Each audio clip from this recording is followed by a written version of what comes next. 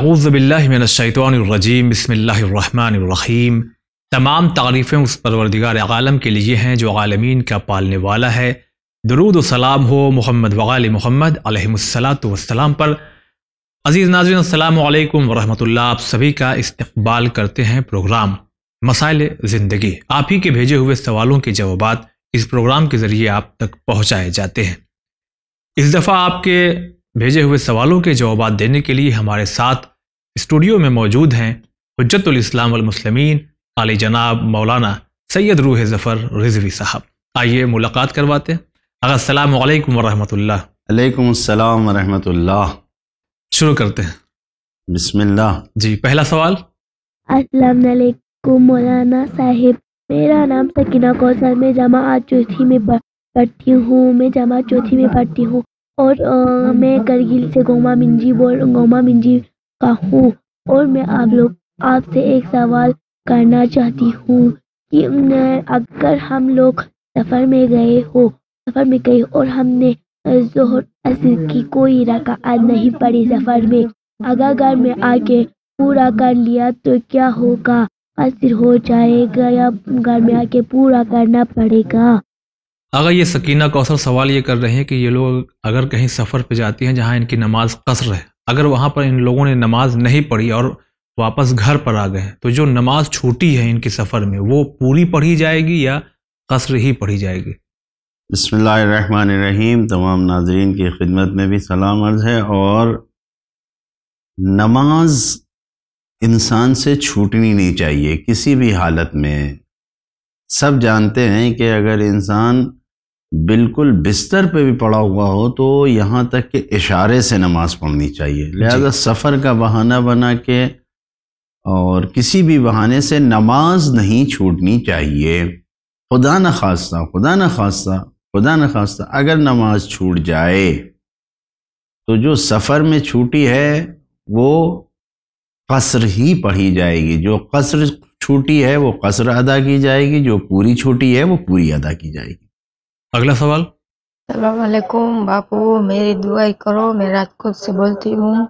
मेरी शादी दूसरे जगह पे हुआ है, वो भी उसकी माँ का बहुत सुनता है, वो मेरा नहीं सुनता है, मेरे को अच्छा नहीं लगता है। शादी के पहले मुझे बहुत अच्छा लगता था और मेरे एक लड़की है। मेरी दुआई कर दो, मेरा आदमी सुधर जाए और मुझे लेने आए। सवाल राजकोट से है।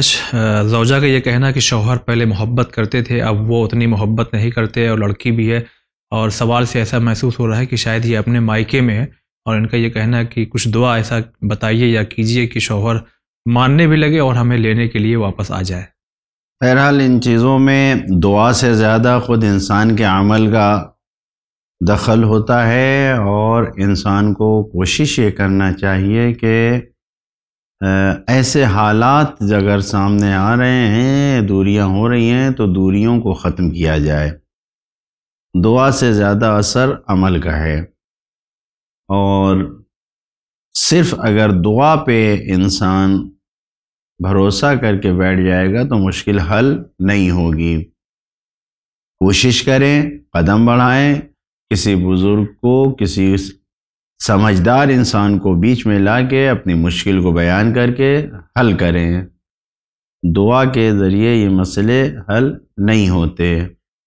फिर भी अगर इंसान ऐसी इस किस्म की मुश्किलात में घिर जाता है तो उसको चाहिए कि सूरह वाक़िया पढ़कर, और सूरह वाक़िया पढ़ने के साथ साथ शुरू में भी सलवात और दुरूद पढ़ें और आखिर में भी पढ़ें 11 मरतबा, और उसको किसी भी मिठाई पर या किसी चीज़ पर फूंक कर, जो मीठी चीज़ हो, और शौहर को खिलाएं। इंशाअल्लाह मोहब्बत भी बढ़ेगी। और अगर साथ में नहीं है तो कम से कम सूरह वाक़िया पढ़कर दुआ करें और खुदावंद आलम से तलब करें। इंशाअल्लाह खुदावंद आलम मोहब्बतों को पलटाएगा और अमल में भी आप कोशिश करें।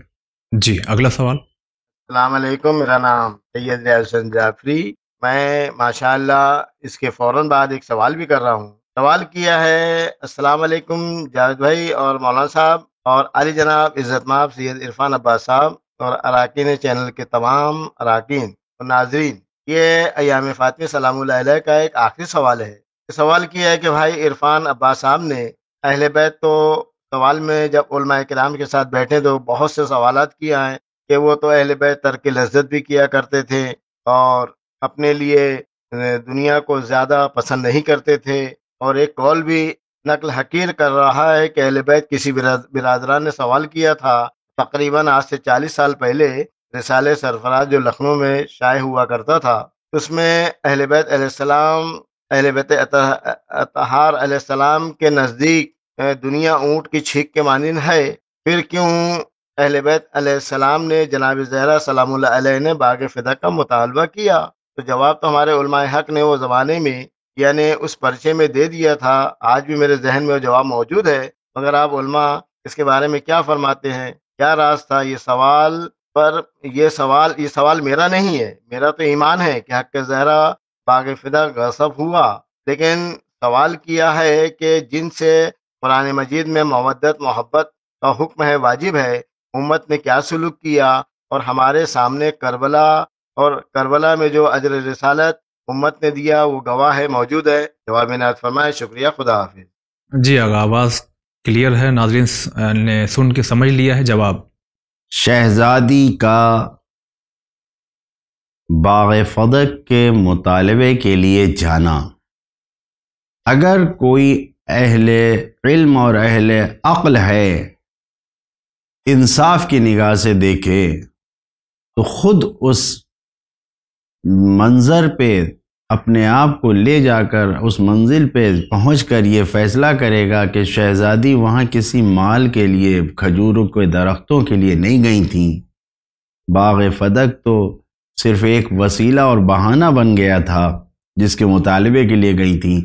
اصل میں حقیقت میں وہ جو حق ولایت کو غصب کیا گیا تھا، جو نبی کے بعد راستے کو بدل دیا گیا تھا، جانشینی کو ختم کیا گیا تھا اور امت کو بہکایا جا رہا تھا، بھٹکایا جا رہا تھا، وہ ان امور کی اصلاح کے لیے دربار میں گئی تھیں۔ چنانچہ خطبہ جو خطبہ فدقیہ کے نام سے پایا جاتا ہے، اس خطبے میں اگر ملاحظہ کیا جائے تو سب سے پہلے یہی کہا گیا ہے کہ تم نے قرآن مجید کو اپنی پشتوں پہ ڈال دیا ہے، انا اتوفکون، کہاں بہہ کے جا رہے ہو، کہاں چلے جا رہے ہو۔ لہٰذا فدق تو ایک وسیلہ اور ذریعہ اور بہانہ تھا، حقیقت میں مقصد کچھ اور تھا۔ جی اگلا سوال۔ دیکھیے، السلام علیکم، میں اجمیر شریف خواجہ غریب نواز معین الدین حسن چشتی رضی اللہ تعالیٰ عنہ کی بارگاہ سے، وہاں سے ان کا خادم بول رہا ہوں، سید وراثت علی۔ میرا یہ سوال ہے کہ سنی اور شیعہ، سنی اپنی بات کرتے ہیں اور کہتے ہیں کہ ہمارا جو فرقہ ہے وہ قرآن سے ثابت ہے، اور شیعہ کہتے ہیں کہ ہمارا جو فرقہ ہے وہ بھی قرآن سے ثابت ہے۔ دونوں میں کچھ صحیح باتیں ہیں اور دونوں میں بھی کچھ غلط باتیں بھی ہیں۔ میں جانتا ہوں کہ آپ میری اس بات سے بالکل اتفاق نہیں کریں گے، آپ کہیں گے کہ شیعہ وہ لفظ قرآن میں آیا اور شیعہ جو ہے وہ ایک ہی فرقہ ہے جو جنت میں جائے گا، لیکن میرا شیعہ اور سنی دونوں سے سوال ہے، کب تک شیعہ اور سنی کرتے رہیں گے ہم اور اپنے فرقوں کی بات کرتے رہیں گے، اور کب ہم اسلام کی بات کریں گے؟ اسلام جب رسول اللہ صلی اللہ علیہ وسلم اس دنیا میں آیا تو انہوں نے کی بات کی، جو ان کے زمانے میں تھے وہ مسلمان تھے، بس وہ مسلمان۔ کب امت کی بات کریں گے، کب اسلام کی بات کریں گے، یا فرقوں کی بات کرتے رہیں گے؟ السلام علیکم۔ جی آگا، یہ اجمیر سے سید وراثت علی کا سوال، مفہوم ان کا مختصر یہ ہے کہ کب تک شیعہ سنی اپنے فرقے کو جنتی بتانے کی، کب امت کی بات کیوں نہیں کرتے یہ لوگ؟ بہرحال یہ تو عالم اسلام کا عالمیہ ہے۔ سرکار رسالت مآب صلی اللہ علیہ وآلہ وسلم اس دنیا سے گئے اور ان کے اس آخری خطبے کو نہیں سنا گیا، نہیں مانا گیا، جس کی وجہ سے یہ اختلاف پیدا ہوا اور یہ چل رہا ہے۔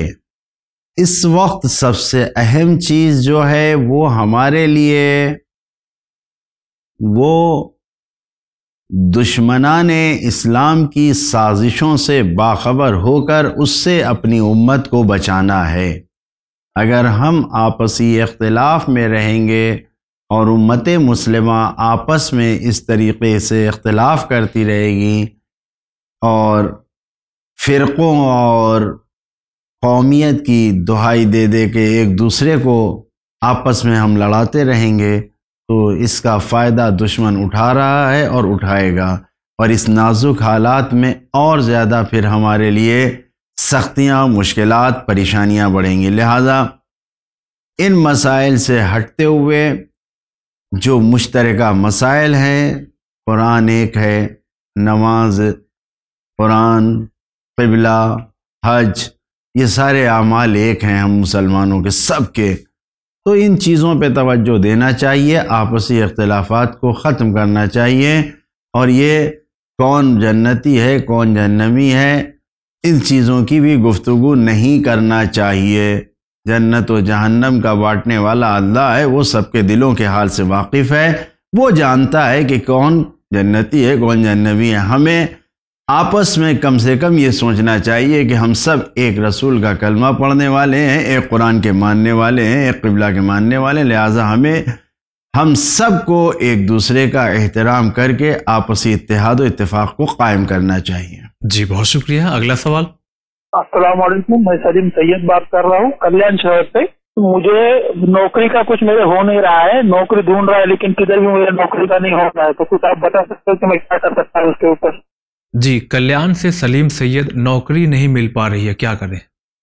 نوکری نہیں مل پا رہی ہے تو اس کے لیے ضروری تھوڑی ہے کہ ہم نوکری ہی کریں، کوئی بزنس، کوئی کام، کچھ بھی کر سکتے ہیں، وقتی طور پر نوکری کی تلاش کریں، جو راستے ہیں اس کی طرف جائیں، اور یقیناً ہاتھ پہ ہاتھ رکھ کے بیٹھنے سے کوئی حل ہونے والا نہیں ہے، کیونکہ ایسے لوگوں کے لیے یہ کہا ہے خداوند عالم نے کہ جو صرف دعائیں کرتے ہیں اور محنت نہیں کرتے ہیں، قدم نہیں بڑھاتے ہیں میدان جہاد اور محنت کے لیے آگے نہیں بڑھتے ہیں، تو ہم ان کی دعاؤں کو قبول نہیں کرتے ہیں۔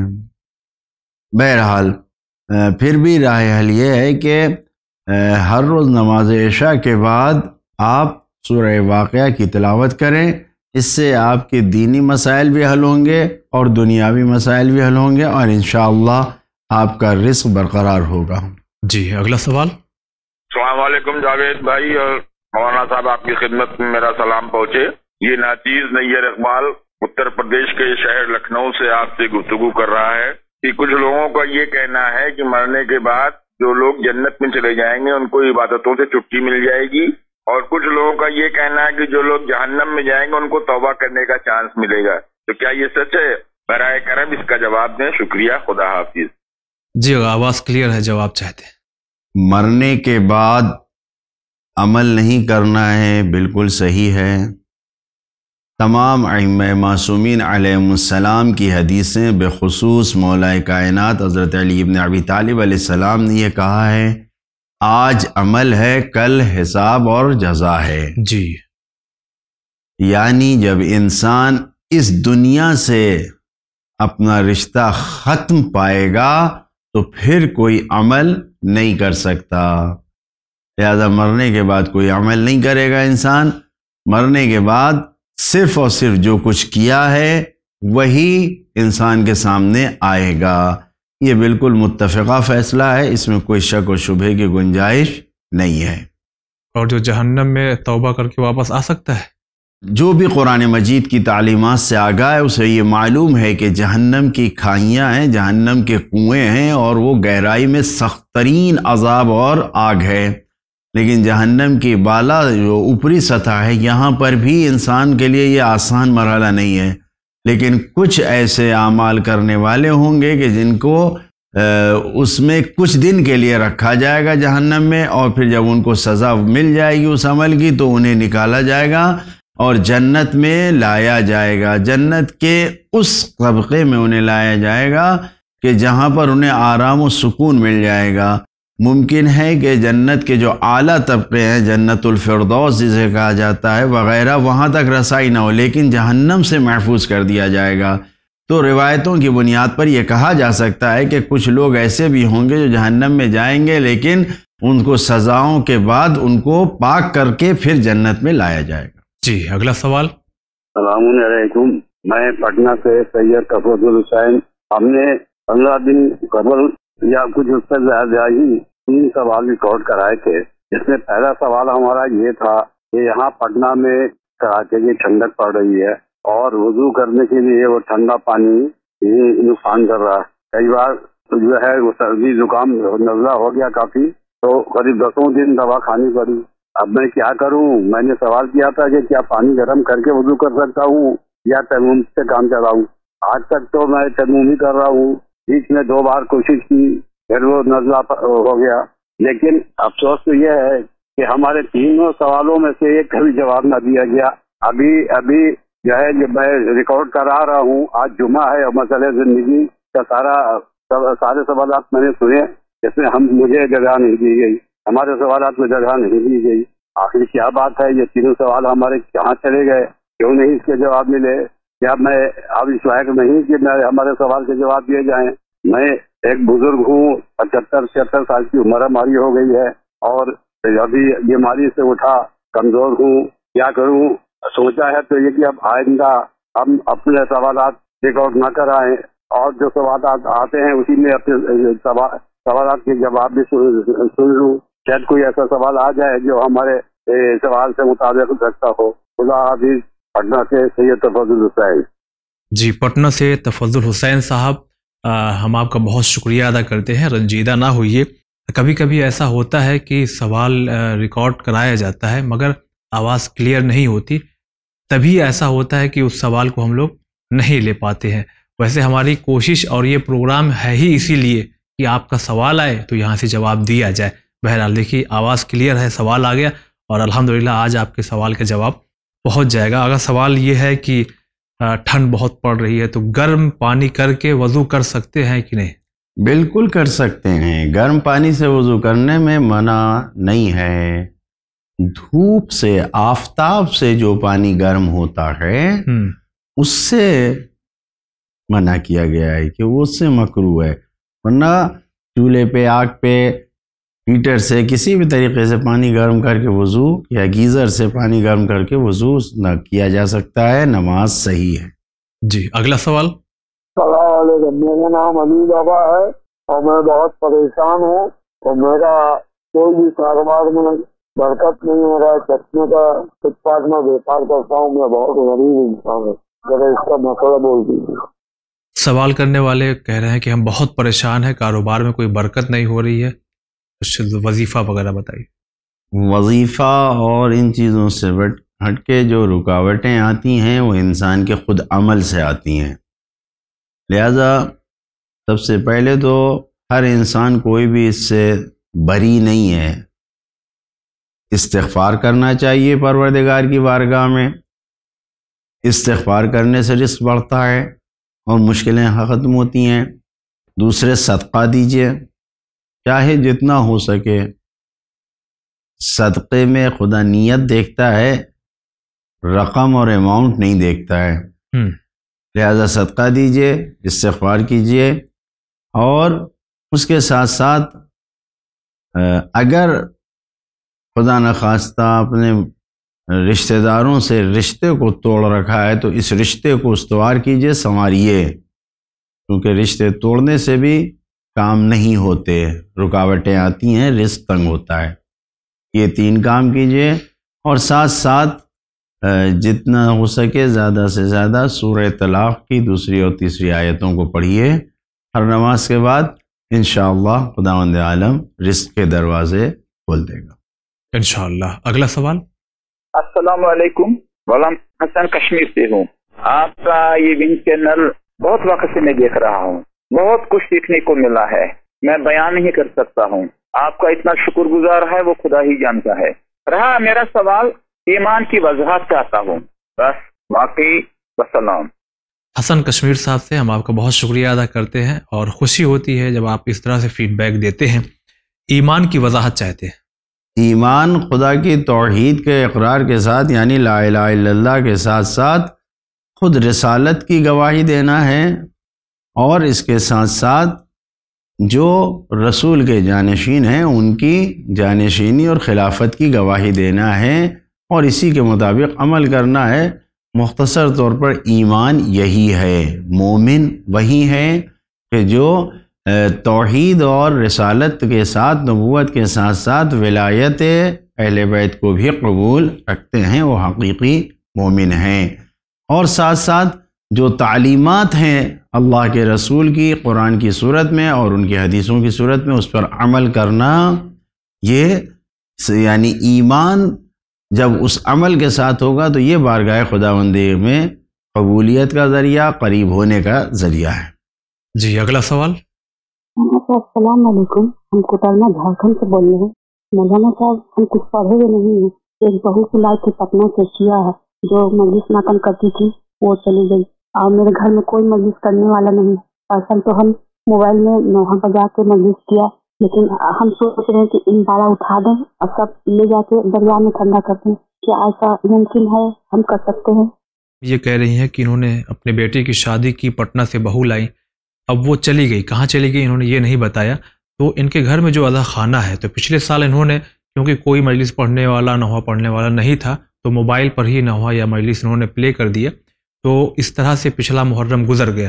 اب جو ادا خانہ سجا ہوا ہے، وہ پوچھ رہی ہیں کہ وہ دریا میں لے آ کے ٹھنڈا کر دیں یا جو دوسری پاک جگہ پر ہے کیا کریں؟ کوئی حرج نہیں ہے، اگر آپ یہ دیکھ رہی ہیں کہ حق ادا نہیں ہو رہا ہے اور توہین نہیں ہو رہی ہے تو آپ اس کو ٹھنڈا کر سکتی ہیں، کوئی حرج نہیں ہے، یا پھر کسی جگہ پر جہاں اس کی ضرورت ہو وہاں دے سکتی ہیں، کوئی حرج نہیں ہے، آپ ٹھنڈا بھی کر سکتے ہیں۔ جی اگلا سوال۔ السلام علیکم، میں نیر اقبال مفتی گنج لکھنؤ سے آپ سے مخاطب ہوں۔ جناب مولانا صاحب اور عرفان بھائی کی خدمت میں میرا سلام پہنچے۔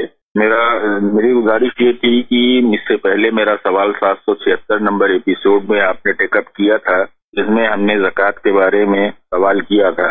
عالی جناب مولانا ذوالفقار صاحب نے اس کا جواب دیا تھا، اور اس میں یہ بات کہی تھی کہ سورس آف انکم پر زکوٰۃ ہے، انکم پر زکوٰۃ نہیں بلکہ خمس ہے۔ پہلی بات تو یہ ہے کہ آج تک تو میں نے یہی سنا تھا کہ سیونگ پر خمس لگتا ہے، انکم پر نہیں، لیکن ایک یہ نئی بات معلوم ہوئی ہے، اب انکم پر بھی خمس ہے۔ دوسری بات یہ ہے کہ ناقص العقل نے جہاں تک پڑھا ہے قرآن شریف کو، اس میں دیکھا ہے کہ لگ بھگ 32 جگہ اللہ تعالیٰ نے مختلف سوروں میں اس بات کو نازل کیا ہے کہ اقیموا الصلاۃ وآتوا الزکوٰۃ، یعنی زکوٰۃ اور نماز کی اہمیت کو برابر سے اللہ نے انسانوں کو بتایا ہے، اور اس اہمیت کو بے پناہ طریقے سے ائمہ معصومین اور رسول اکرم صلی اللہ علیہ وسلم نے اس کو وضاحت کی ہے۔ ایک بار کسی شخص نے رسول سے پوچھا کہ اجنبی بستی میں اگر جاؤں تو کیسے پتہ چلے کہ یہاں مسلمان رہتے ہیں، تو انہوں نے فرمایا، رسول نے فرمایا کہ یہ دیکھ لو کہ مانگنے والے ہاتھ زیادہ ہیں یا دینے والے ہاتھ زیادہ۔ دوسری طرف مولا کائنات مشکل کشا علی نے جہاں اپنے شجاعت کے جوہروں کو مختلف جنگوں میں دنیا کے سامنے بیش قیمتی اور بے نظیر مظاہرہ کیا، اور دوسری طرف انہوں نے زکوٰۃ کے بارے میں بھی ایک بے نظیر مظاہرہ کیا کہ رکوع میں زکوٰۃ دی، اور اللہ نے اس میں قرآن میں آیت نازل کی کہ وہ لوگ ہیں جو زکوٰۃ دیتے ہیں رکوع میں، ان کے بارے میں اللہ نے ذکر کیا۔ میرا سوال صرف اتنا ہے کہ اتنی اہم چیز زکوٰۃ کے بارے میں جب اللہ تعالیٰ… جی یہ نیر اقبال صاحب مفتی گنج لکھنؤ سے، آپ کے آڈیو مکمل تو نہیں ہو سکی لیکن ہم سمجھ گئے۔ پچھلے ایپیسوڈ میں مولانا ذوالفقار صاحب تھے، انہوں نے جو بات کہی ہے کہ آپ کی انکم پر خمس ہے، مطلب کہنے کا وہی مطلب تھا کہ جو بچت ہوگی اسی پر خمس ہے، اور شاید آپ اس کو سمجھ سکتے ہیں، کہنے کا مطلب ان کا یہی تھا، کوئی نئی بات انہوں نے نہیں پیش کی تھی۔ جی مولانا صاحب آپ بھی کچھ کہیے۔ زکوٰۃ کے حوالے سے جو اتنی تفصیلی گفتگو محترم نے فرمائی ہے، تو مذہب اہل بیت میں، فقہ جعفریہ میں، اہل بیت اطہار علیہ السلام کے ماننے والوں میں کوئی زکوٰۃ کا منکر نہیں ہے۔ زکوٰۃ کے شرائط ہیں، اگر وہ شرطیں پوری ہیں، وہ چیزیں موجود ہیں تو اس پر زکوٰۃ دینی واجب ہے۔ جو چیزیں ہیں غلات اربعہ، 4 غلات ہیں، ان پہ زکوٰۃ دینا واجب ہے۔ اب وہ گیہوں اور جو اور کشمش اور کھجور جہاں اس کی کھیتی ہوتی ہے اور جہاں پر اس کی برآمدات زیادہ ہے، نصاب پہنچتا ہے، لوگ زکوٰۃ ادا کرتے ہیں۔ مذہب اہل بیت میں ایسا نہیں ہے۔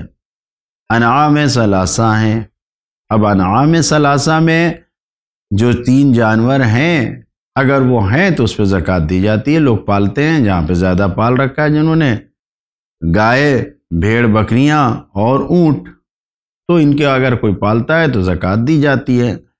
اور سونا اور چاندی ہے، اس پہ بھی زکوٰۃ دی جاتی ہے۔ اہل بیت اطہار علیہ السلام نے کہا ہے اب اگر کسی کے پاس سونا اور چاندی تجارت کا ذریعہ ہیں یا اس نے اپنے سرمایہ کے لیے رکھا ہے تو بہرحال اس کا نصاب پورا ہونے کی صورت میں زکوٰۃ دینا واجب ہے۔ باقی زکوٰۃ کا انکار ہمارے یہاں نہیں ہے، لہٰذا اگر کوئی یہ سوچتا ہے مذہب اہل بیت میں، بہرحال آج کل کیونکہ یہ جو چیزیں بتائیں میں نے آپ کے سامنے 4 3 7 2 9 چیزیں، ان چیزوں میں سے مہیا نہیں ہے مثلا ہمارے معاشرے اور سماج میں یہ چیزیں، لہٰذا زکوٰۃ انسان نہیں دیتا۔ تو اس کا مطلب یہ نہیں ہے کہ ہم زکوٰۃ کے منکر ہیں یا زکوٰۃ ہمارے یہاں نہیں ہے۔ جی بہت شکریہ ادا کرتے ہیں۔ اگلا سوال۔ جی السلام علیکم، میں کشمیر میں رہتی ہوں اور میرا کوشچن یہ ہے کہ میں ہر وقت پریشان رہتی ہوں، پلیز اگر کوئی اس کے بارے میں کوئی تجویز ہے یا کچھ ہو پلیز بتائیے، بہت پریشان رہتی ہوں۔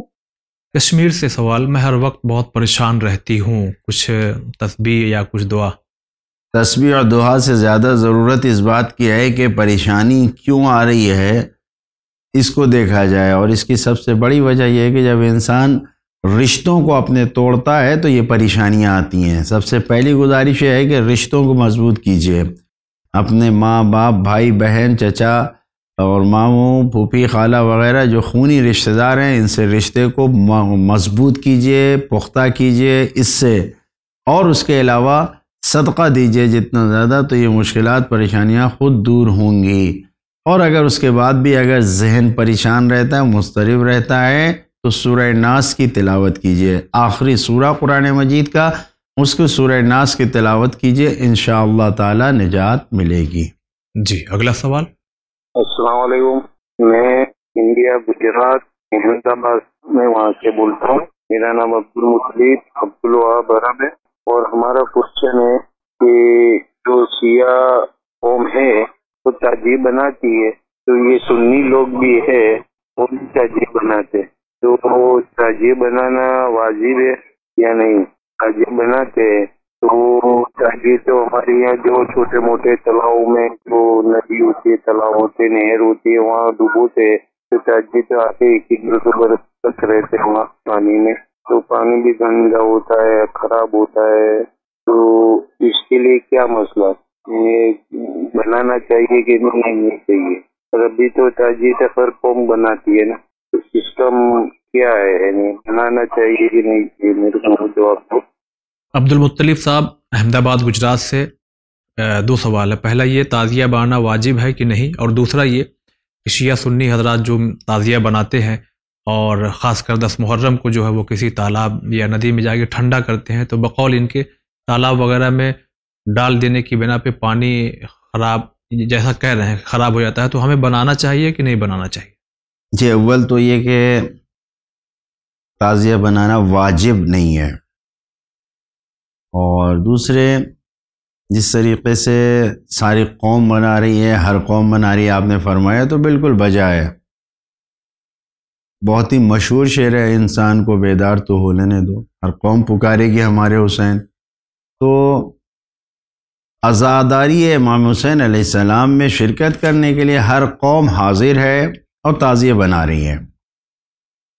تعزیہ بنانے کے لیے خود ہندوستان کے بہت سے علاقوں میں یعنی اکثر جگہوں پر کربلا پایا جاتا ہے، جہاں کہ کربلا میں جا کے دفن کیا جاتا ہے۔ جی اس سے کسی کو کوئی تکلیف نہیں ہے۔ بعض جگہوں پر ایسا ہے کہ پانی اور تالاب میں ٹھنڈا کیا جاتا ہے، تو بہتر یہی ہے کہ اگر اس سے پانی کو نقصان ہو رہا ہے یا کسی کو تکلیف پہنچ رہی ہے تو کوئی ایک زمین کوئی ایسی جگہ بنا لیں۔ بعض جگہوں پر کنواں ہیں، اس کنویں میں لے جا کے دفن کر دیتے ہیں، ڈال دیتے ہیں۔ جی تو اس طریقے سے بنا لیں اور وہاں لے جا کے ڈالیں جاری پانی میں، اور اس طریقے سے اگر کوئی اس کو نقصان ہو رہا ہے تو نہ کریں۔ لیکن تعزیہ بنانا واجب نہیں ہے، یہ انسان کی عقیدت ہے، محبت ہے، جس کے اندر جتنا عشق حسین ہے اور امام کی محبت ہے، وہ اس محبت کے تقاضوں کو پورا کرنے کے لیے اس طریقے سے اپنے جذبات کی عکاسی کرتا ہے۔ جی بہت شکریہ۔ اگلا سوال۔ السلام علیکم، میں پونا سے بول رہا ہوں، سلیم خان۔ میرا کوشچن ایسا ہے، کوئی انسان جانور چوری کر کے لے کے آتا ہے اور چوری کرنے کے بعد میں وہ اس کو ذبح کر کے وہ بازار میں بیچتا ہے، اور جو جانور لینے والا انسان ہے اس کو ہی معلوم ہے چوری کا جانور ہے، تو اس کے لیے کھانا حلال ہے یا حرام ہے؟ یہ میرا کوشچن ہے۔ السلام علیکم۔ وعلیکم السلام۔ سلیم خان صاحب کا سوال یہ ہے کہ ایک کسائی جو ہے وہ جانور چوری کر کے لاتا ہے، پھر اس کو وہ کاٹ کر کے بیچتا ہے، جو خریدنے والے ہیں ان کو بھی معلوم ہے کہ یہ چوری کر کے لا کر کے کاٹ کے بیچ رہا ہے، تو خریدنے والوں کے لیے وہ گوشت جائز ہوگا کہ نہیں؟ جائز نہیں ہے، چوری کا مال نہ خریدنا جائز ہے نہ بیچنا جائز ہے، چوری کا مال جائز نہیں ہے۔ جی اگلا سوال۔ السلام علیکم، میں ہے نا حافظ صاحب سے پوچھنا چاہتی ہوں، میرے گھر میں ہے نا ایک ایسی شخص پیچھے پڑی ہے ہمارے سالوں سے، جو ہم پریشان بہت ہو رہے ہیں اس سے۔ مولانا صاحب سے میری گزارش ہے کہ میرے کو ایسی دعا بتائیے کہ وہ اندھیرے میں آتی ہوتی، اندھیرے میں آتی ہے، پھر اجالا ہو جاتا ہے تو پھر ایک دم گھر کا ماحول بدل جاتا ہے، اور گھر میں لڑائی جھگڑے ہونے لگ جاتے ہیں، کچ کچ ہونے لگ جاتی ہے، کام دھندے میں بھی ایسی رکاوٹ آنے لگتی ہے۔ تو آپ حافظ صاحب سے، مولانا صاحب سے میری درخواست ہے کہ مجھے کچھ ایسی دعا بتائیے کہ جو میں پڑھ کے گھر میں سب دودھ پھونک دوں، سب کے پھونک دوں، پانی پڑھ کے پلا دوں میں۔ السلام علیکم۔ ان کا کہنا یہ ہے کہ اندھیرے میں کوئی شے ہے جو ان کو اندھیرے میں دکھتی ہے، روشنی ہو تو دکھائی نہیں دیتی، اس کے بعد ماحول گھر کا بدل جاتا ہے، افراتفری کچ کچ ہونے لگتی ہے، کوئی دعا بتا دیے تاکہ اس بلا سے وہ محفوظ رہے۔ دیکھیے، جس گھر میں قرآن مجید کی تلاوت ہوتی ہے ان گھروں میں یہ چیزیں نہیں ہوتی، لہذا زیادہ سے زیادہ اپنے گھر میں قرآن مجید کی تلاوت کیجیے۔ جی، جتنے بھی فیملی ممبر ہیں سب قرآن پڑھیں، زیادہ سے زیادہ پڑھیں، اور اگر قرآن کی تلاوت ہوگی تو مشکلیں نہیں ہوں گی۔ سورہ ناس پڑھ کر کے اگر یہ شک و شبہ آ رہا ہے ذہن میں تو سورہ ناس پڑھ کے پھونکیے، دم کیجیے، پانی پہ بھی سورہ ناس پڑھ کے پھونک کے پیجیے، پلائیے، اور سورہ ناس کے ذریعے سے یہ مصیبتیں دور ہو جائیں گے۔ جی اگلا سوال۔ السلام علیکم، میں ثنا زہرا شہر منڈلا سے بول رہی ہوں۔ میرا سوال یہ ہے کہ ہمارے خدا صلی اللہ علیہ وآلہ وسلم جبرائیل علیہ السلام اور مولا کائنات دونوں کے استاد ہیں، اور دوسری روایت میں ہمیں یہ ملا ہے کہ حضرت علی جبرائیل علیہ السلام کے استاد ہیں، ایسا فرق کیوں ہے؟ قرآن اور حدیث کی روشنی کے مطابق بتائیں۔ دوسرا سوال یہ ہے کہ جب حاجی حج کے لیے جاتا ہے اور تو اسے پورے ارکان حضرت رسول خدا کے بتائے ارکانوں کے مطابق پورا کرنا ہوتا ہے، لیکن اگر حاجی حج بیت اللہ کا طواف کرتے ہوئے بھول جائے کہ اس کا کون سا چکر ہے، تو حج کی قبولیت کے لیے کیا امکان ہے؟ ساتھ ہی جب حاجی صفا اور مروہ کے درمیان سعی کرتا ہے اور وہاں بھی جائے اور لوٹ کر گھر آ جائے تو کہ کون سا صحیح چکر ہے، تو اس حاجی کے لیے کیا حکم ہے، اور اس حاجی کا حق قبولیت کے کس درجے پر فائز ہوگا؟ مجھے تفصیل سے بتانے کی مہربانی کیجیے، فقط سلام و دعائیں، خدا حافظ۔ ثنا زہرا منڈالہ سے 3 سوال۔ پہلا سوال ان کا یہ ہے کہ انہوں نے سنا ہے کہ رسول خدا صلی اللہ علیہ وآلہ وسلم حضرت جبریل اور حضرت مولا کائنات کے استاد ہیں، اور دوسری چیز انہوں نے یہ سنی ہے کہ حضرت علی استاد ہیں جناب جبریل کے، تو کیا اس میں سچ ہے؟ دونوں سچ ہے، کوئی مشکل نہیں ہے، سرکار رسالت مآب استاد ہیں دونوں کے، اور جناب جبریل کے استاد بھی مولا کائنات ہیں، اس میں کوئی شک نہیں ہے۔ دوسرا سوال ان کا یہ ہے کہ اگر کوئی انسان حج کر رہا ہے اور حج کرتے کرتے طواف کی حالت میں جب پہنچے اور وہ بھول جائے کہ یہ ہمارا کون سا چکر ہے، تو ایسی حالت میں وہ کیا کرے؟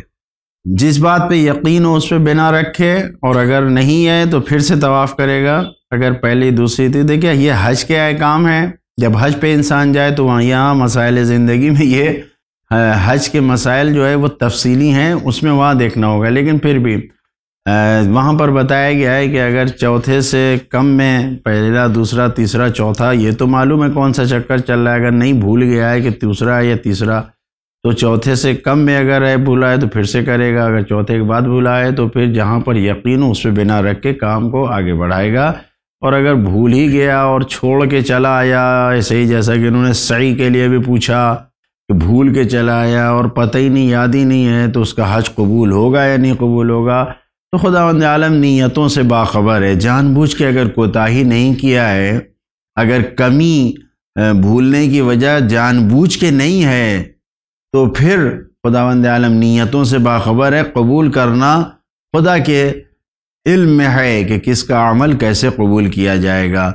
لہذا جب انسان بھول گیا اور اسے یاد ہی نہیں ہے تو اس کا حج ظاہری حکم کے مطابق صحیح ہے، بھولے ہوئے پہ کوئی تکلیف نہیں ہے۔ قرآن و حدیث کے روشنی میں اس سوالوں کی ضرورت نہیں ہے، یہ ایک فقہی مسئلہ ہے کہ جب انسان حج پر جائے تو وہاں پر جو مرجع تقلید ہیں ان سے ان کے بتائے ہوئے احکام پر عمل کر کے اپنی عبادت کو صحیح کرا سکتے ہیں۔ جی بہت شکریہ۔ اگلا سوال۔ السلام علیکم، میں یو پی سے بات کر رہی ہوں۔ مولانا صاحب مجھے یہ پوچھنا تھا، میری بیٹی کی شادی کو 2 سال ہو گئے، تو اب ہمیں کسی نے بتایا ہے کہ مولانا ہی ہے جنہوں نے بتایا ہے کہ کسی نے اس پہ جادو کرا رکھا ہے اور اس کی کوکھ بنوا رکھی ہے، تو کیا ایسا کچھ ہے؟ پلیز میرے سوال کا جواب دیجیے، شکریہ، خدا حافظ، السلام علیکم۔ لڑکی کی شادی کو 2 سال ہو گئے ہیں اور کسی نے ان سے بتایا کہ آپ کی لڑکی کی کوکھ یعنی بندھوا دی گئی ہے، ان کو اولاد نہیں ہوگی۔ اہل بیت اطہار علیہ السلام کے ماننے والوں کو ان چیزوں پہ بھروسہ نہیں کرنا چاہیے۔ جس کا ایمان اور عقیدہ پختہ مضبوط ہو، عمل اچھا ہو، گناہوں سے محفوظ ہو، تو ان چیزوں کو اوپر توجہ بھی نہیں دینی چاہیے اور بھروسہ بھی نہیں کرنا چاہیے۔ اور میں تمام حافظ، مولانا، عالم، قاری سب سے یہ التماس کرتا ہوں اس قسم کی باتیں لوگوں کے درمیان نہ پھیلائی جائیں۔ یہ کوئی چیز شریعت کے رخ سے نہیں ہے۔ اب اگر کوئی انسان ان چیزوں میں خود پڑتا ہے تو اس کے خلاف کوئی نہ کوئی کچھ کرتا ہے۔ اگر انسان خود پاک و پاکیزہ ہے تو اس کے اوپر ان باتوں کا اثر نہیں ہوتا ہے۔ اب اگر 2 سال ہوئے ہیں، ابھی کوئی زیادہ نہیں ہوا ہے، اور 5 سال کے بعد بچے ہوتے ہیں، کوئی مشکل نہیں ہے۔ اگر خدا نخواستہ کچھ ایسا شک ہو رہا ہے تو ڈاکٹر کے پاس جائیں، میڈیکل سائنس اتنی ترقی کر چکی ہے، اور ڈاکٹروں کے پاس جائیں، ان سے بات کریں اور اس کو دیکھیں۔ میرے سامنے موجود ہیں، میرے گھر کے خاندان کے مسئلے ایسے ہیں کہ 5 سال کے بعد، 4 سال کے بعد، 6 سال کے بعد بچے ہوئے ہیں علاج کے ذریعے۔ نہ کوئی اس قسم کی باتیں اہل بیت کے چاہنے والوں کے لیے اچھی نہیں ہے کہ کسی نے جادو کر دیا، کسی نے ٹونا کر دیا۔ جی بہت شکریہ، انشاءاللہ اولاد ہوگی۔ جی اگلا سوال۔ جی السلام علیکم جاوید بھائی، مولانا صاحب، میں محمد بول رہا ہوں۔ جی جاوید بھائی، میں 2 سوال اگر اس کی وضاحت کر سکے تو آپ کی بہت بہت مہربانی ہوگی۔ ایک میرے مسلمان بھائی ہیں جو جنہوں نے کہیں پڑھا تھا اور انہوں نے مجھ سے سوال پوچھا، تو انہوں نے ایک سوال پوچھے، 2 سوال بول کے پوچھے مجھ سے کہ یہ بتائیے محمد بھائی کہ کیا یہ حقیقت ہے کہ جب رسول اللہ بالکل وفات کے وقت پہ تھے تو انہوں نے کتاب، ایک پین اور ایک پرچہ مانگا کہ اگر میں یہ لکھ دوں تو اس سے جتنی بھی یہ جو ہماری امتی ہے اس میں پرابلم جو ہے وہ ختم ہو جائے گی؟ تو کسی شخص نے اس ٹائم پہ کہا تھا کہ نہ انہوں نے، اس شخص نے ان کو پین دیا، نہ ان کو وہ تقریر لکھنے دی، کہا کہ نہیں ہمارے لیے قرآن ہی کافی ہے۔ اور دوسرا سوال یہ کہ صلح حدیبیہ میں کیا کسی شخص کو یہ جب رسول اللہ نے سارے ٹرمز یہودیوں کے مان لیے جیتنے کے بعد بھی، تو کسی شخص نے یہ کہا تھا کہ پہلے تو مجھے رسول پہ شک تھا کہ یہ رسول نہیں ہے، آج مجھے یقین ہو گیا کہ یہ رسول نہیں ہے۔ تو یہ اگر اس سوال کی آپ وضاحت کر سکیں صحیح طور پہ، کیونکہ وہ ہمارے دوست صاحب بھی سن لیں جنہوں نے مجھ سے یہ سوال پوچھا، تو آپ کی بہت بہت مہربانی ہوگی۔ بہت بہت شکریہ، السلام علیکم۔ علیکم السلام۔ پہلا سوال ان کا یہ ہے کہ کیا رسول اللہ صلی اللہ علیہ وسلم کا جب آخری وقت تھا تو انہوں نے کاغذ اور قلم مانگا تھا، جس کی بنا پہ سامنے والے نے انکار کر کے کہا کہ ہمارے لیے قرآن کافی ہے؟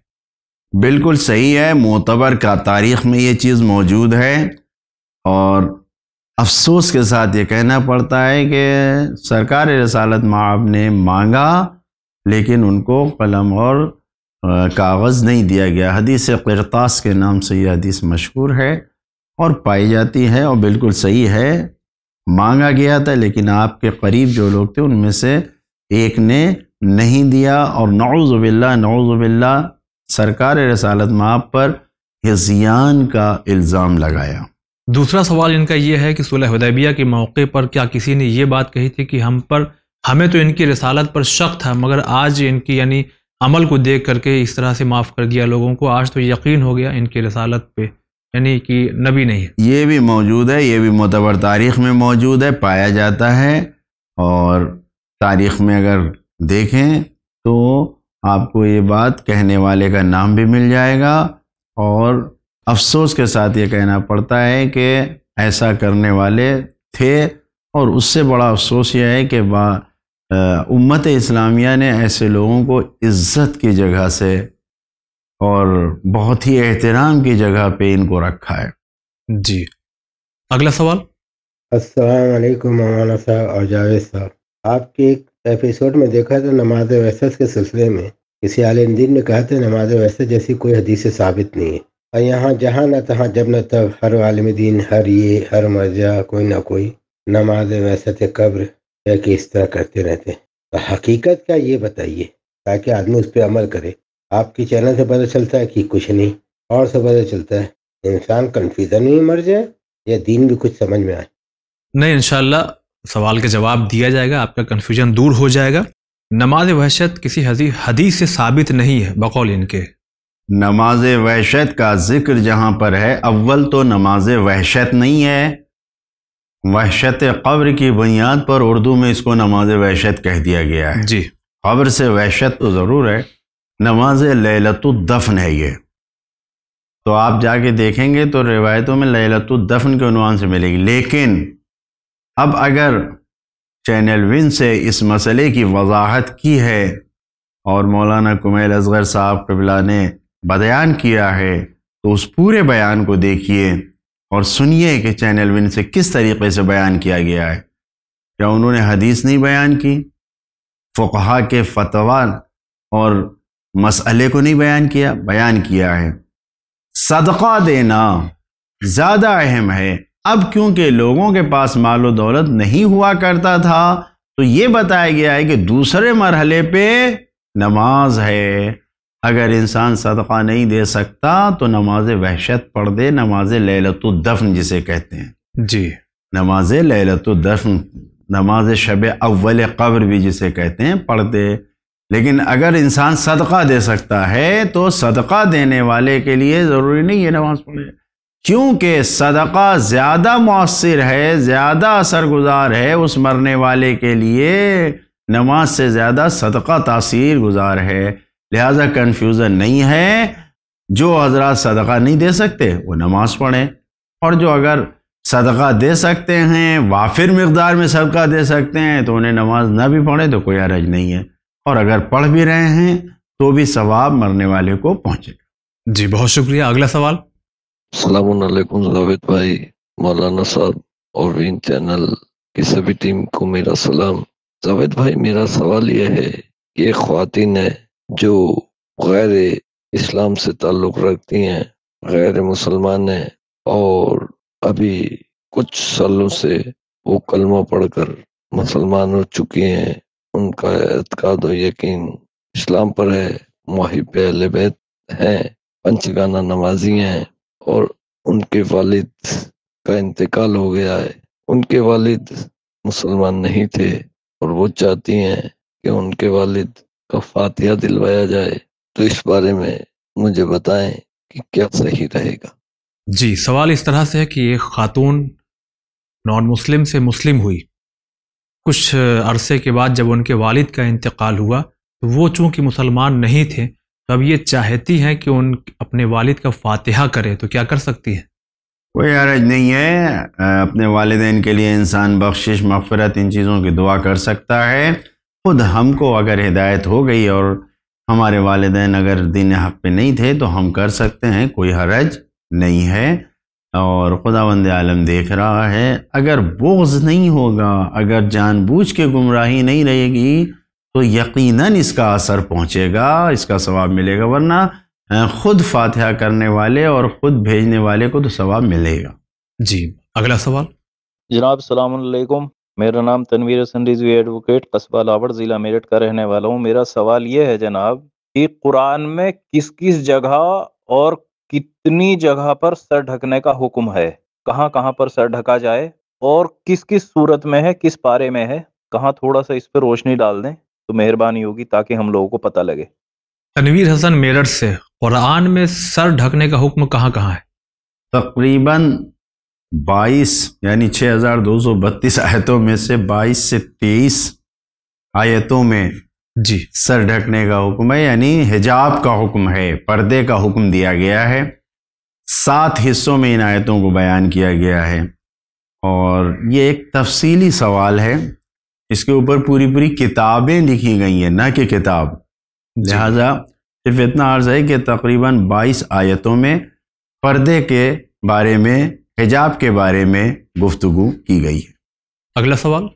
السلام علیکم، میرا نام سمرین ہے، میں ممبئی سے ہوں۔ میرے 2 سوال ہیں۔ میرا پہلا سوال تھا کہ 99 نیمز آف اللہ، جسے یا رحیم یا رحمان ہے، آپ فرض نماز کے بعد 100 ٹائمز پڑھنا ہے، تو یا رحیم پڑھنے سے پہلے کچھ پڑھنا ہوتا ہے یا پھر ہم ڈائریکٹلی آفٹر فرض نماز پڑھ سکتے ہیں؟ اور دوسرا سوال تھا کہ شراب چھڑانے کے لیے کوئی دعا بتائیں پلیز، اور تھینک یو۔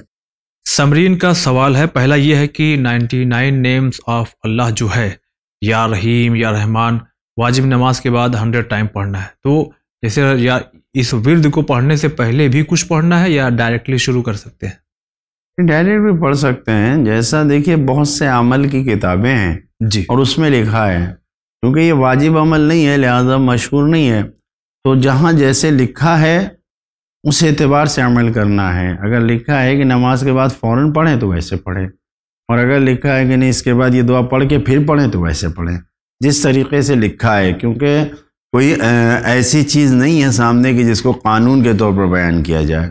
جی، دوسرا سوال یہ ہے کہ شراب چھڑانے کی کوئی دعا ہے؟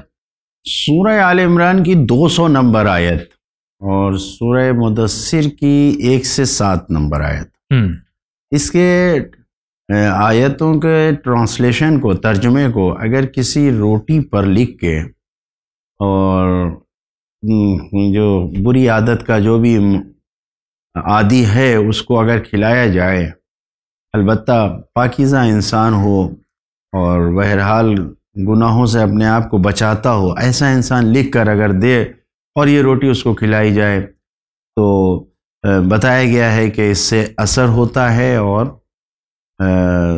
شراب چھوٹ سکتا ہے۔ سورہ آل عمران کی 200 نمبر آیت اور سورہ مدثر کی 1 سے 7 آیت۔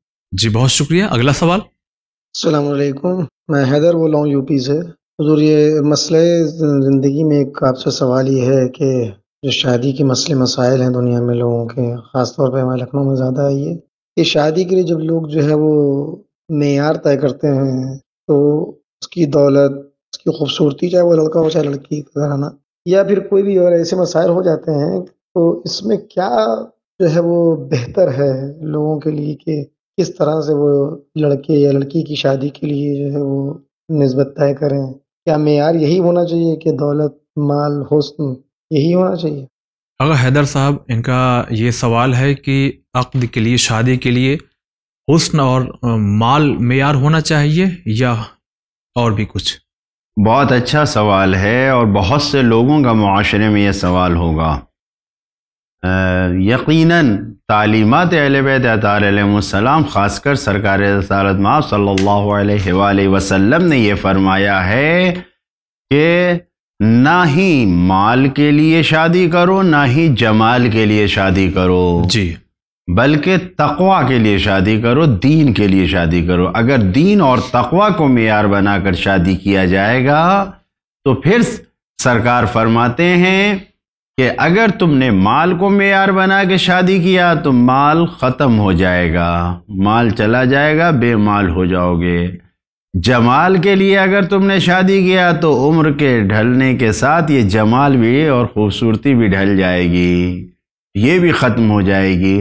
لیکن اگر تم نے دین کو معیار بنایا، تقوی کو معیار بنایا، تو دین اور تقوی یہ ختم نہیں ہوگا، بلکہ جیسے جیسے انسان کی عمر بڑھتی ہے، عقل بڑھتی ہے، ویسے ویسے یہ دین اور تقوی اور بڑھتا جاتا ہے۔ یہ تمہارے ساتھ ہمیشہ رہے گا، آخرت میں بھی کام آئے گا۔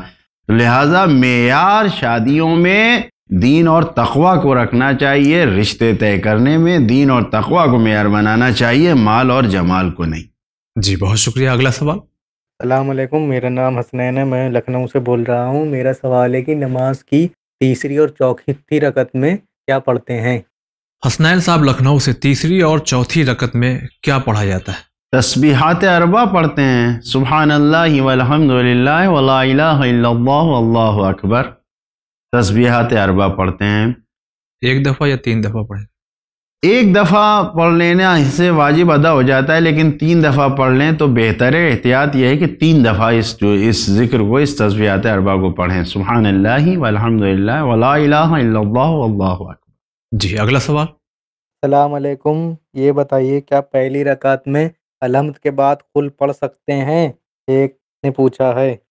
پہلی رکعت میں بھی سورہ الحمد کے بعد قل هو اللہ احد پڑھ سکتے ہیں، کوئی حرج نہیں ہے۔ جی اگلا سوال۔ السلام علیکم مولانا صاحب، ایک سوال آپ سے پوچھنا ہے کہ حیض میں کلر لگانا بالوں میں جائز ہے کہ نہیں، اتنا بتائیے۔ جی اگلا بتائیے۔ جائز ہے لیکن مکروہ ہے۔ اگلا سوال۔